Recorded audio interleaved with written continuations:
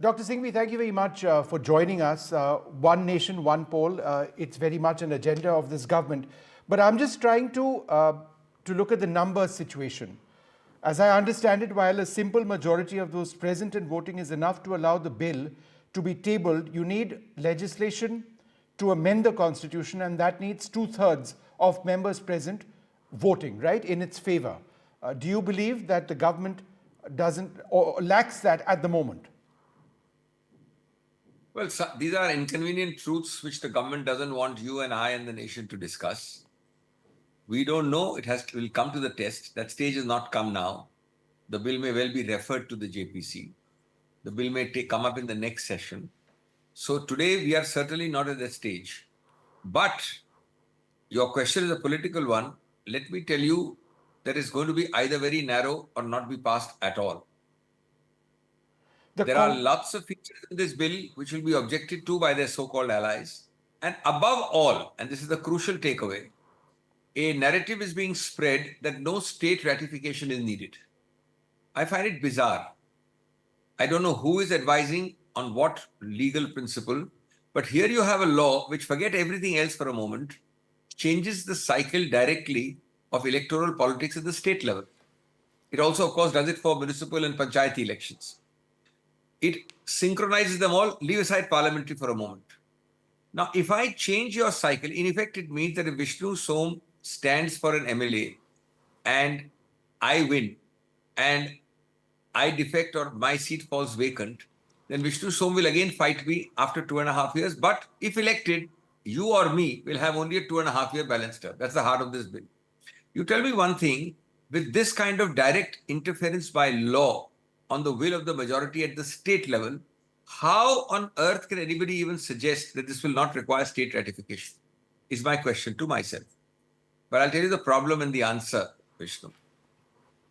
This is a preconceived notion. It is the favorite hobby horse and theme of no less than the exalted numero uno of this country. So the question put to the committee is not if it is desirable, good, correct, virtuous on its own merits. The question decided by the committee is, it must be done, tell us how. It's not the if question which the committee addresses, it addresses the how question. And therefore you make these blunders. And I am absolutely confident that if somebody tries to get it through without state ratification, this is going to be held to be unconstitutional. But Dr. Singhvi, even at the moment, the India Alliance is the support of 234, right? So if the amendment has to pass, which, as I understand it, requires a 2/3 majority, then the BJP will need support from non-aligned parties, right? And there are a couple of possibilities. There's the YSR Congress that has, I think, 4 MPs, and the Akali Dal, which has 1. Both of them have pledged their support, but it's not a done deal as yet. So therefore, do you believe that, that is a process the BJP will need to complete before anything happens here? Absolutely. I mean, we're talking at the moment of parliamentary ratification. That's the basic. I was one step ahead on state ratification. Obviously, if you don't get the 2/3 requisite, you don't have a constitutional amendment. Obviously, it requires a constitutional amendment. The committee also says so. Now, the question is whether it will happen politically or not. I am certainly ill-equipped and not half as smart and savvy as the ruling party in getting numbers. Now, whether they get numbers by fair means or foul means, the last 10, 12 years have shown us the pattern of conduct. There are also a number of parties which are marginal parties, which kind of change loyalties all the time. So that question is something which only time will tell. But it's going to be a very narrow, there's no clear majority which they have in parliament. And I doubt if every segment of every ally will also support it only at the parliamentary level. At the state level, there's no question about it. They will not. Okay. Now, I want to go through some of the points of the Kovind committee, which recommended one nation, one poll. There is the economic impact as well, which they speak about. It's a controversial statement, but they suggest that there could be a boost in economic growth by up to 1.5% of GDP. While perhaps not enough evidence has been provided, this has been looked at as an economic rationale. How would you respond? You are using words of studied moderation, Vishnu. While it may not have been provided, is what you said. you tell me any basis to say this gigantic, remarkable, and quite ridiculous statement that 1.5% of GDP will change because you have synchronized elections? The first thing you do in a proper system is you share the data, how you calculated it. This is a conclusion. A conclusion doesn't mean reasons or data. The problem is arising is that you have decided to do it, so you have to come up with the reason. Absolutely no basis. And I'll give you two very quick, short answers in addition to this, on this subject, on this aspect.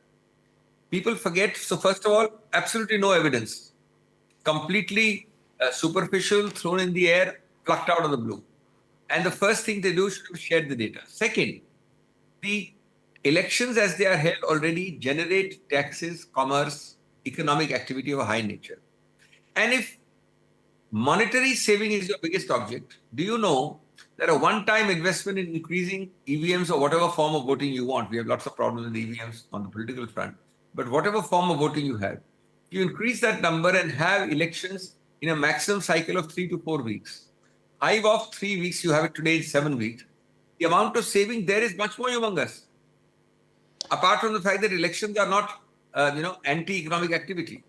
So really, it is just actually appealing to the drawing room classes, the chattering classes, to our sense of order, discipline.